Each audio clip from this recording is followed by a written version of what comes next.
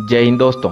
जब सेना के जवान शहीद होते हैं तब काफ़ी दुख होता है, लेकिन किसी परिवार के लिए 16 साल तक इंतजार करना काफ़ी दर्दनाक है। यूपी में मुरादनगर के हिसाली गांव के रहने वाले जवान अमरीश त्यागी का शव 16 साल बाद बर्फ में दबा मिला है।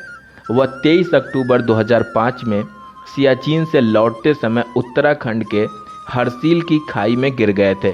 उनके साथ शहीद हुए 3 जवानों के शव तो मिल गए थे, लेकिन उनकी कोई जानकारी नहीं मिली थी। 2 दिन पहले बर्फ पिघलने से एक शव दिखा था। कपड़े और कुछ पेपरों के आधार पर शव की पहचान अमरीश के रूप में हुई थी। परिवार वालों ने बताया कि बेशक ही सेना के लोग और रिश्तेदार कहते थे कि अमरीश अब नहीं हैं, लेकिन उन्हें उम्मीद थी कि वह जिंदा होंगे और दुश्मन के चंगुल में फंस गए होंगे। इसलिए उन्होंने पितृपक्ष में कभी श्राद्ध नहीं किया और न ही मृत्यु के बाद संस्कार किया। अब सेना अमरीश का शव लेकर आएगी, उसके बाद ही हम संस्कार करेंगे। बड़े भाई राम कुमार त्यागी ने बताया कि उन्होंने आज तक अमरीश के जिंदा होने की आस नहीं छोड़ी थी।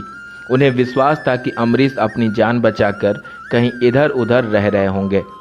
24 सितंबर को देर शाम दिल्ली सेना मुख्यालय से 3 अधिकारी आए और उन्होंने अमरीश के पार्थिव शरीर के उत्तराखंड में मिलने की सूचना दी। सूचना मिलते ही परिवार में एक बार फिर से दुखों का पहाड़ टूट पड़ा।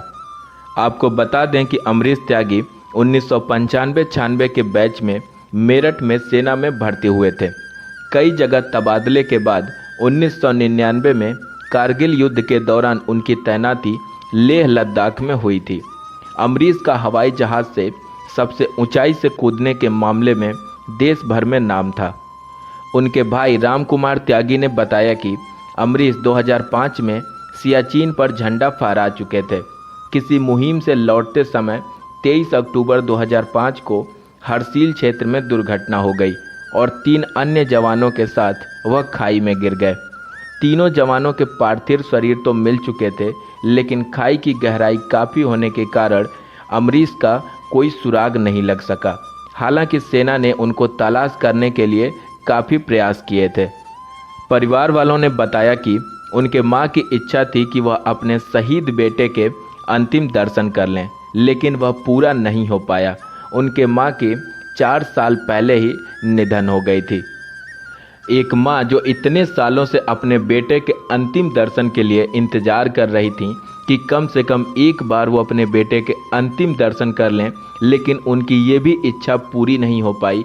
वो इतने सालों से जो अपने बेटे के लिए इंतज़ार कर रही थी, उन पर क्या बीत रही होगी इसका तो शायद हम लोग अंदाज़ा भी नहीं लगा सकते।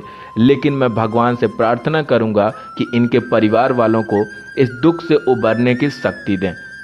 चलिए मिलते हैं अगले वीडियो में, तब तक के लिए जय हिंद।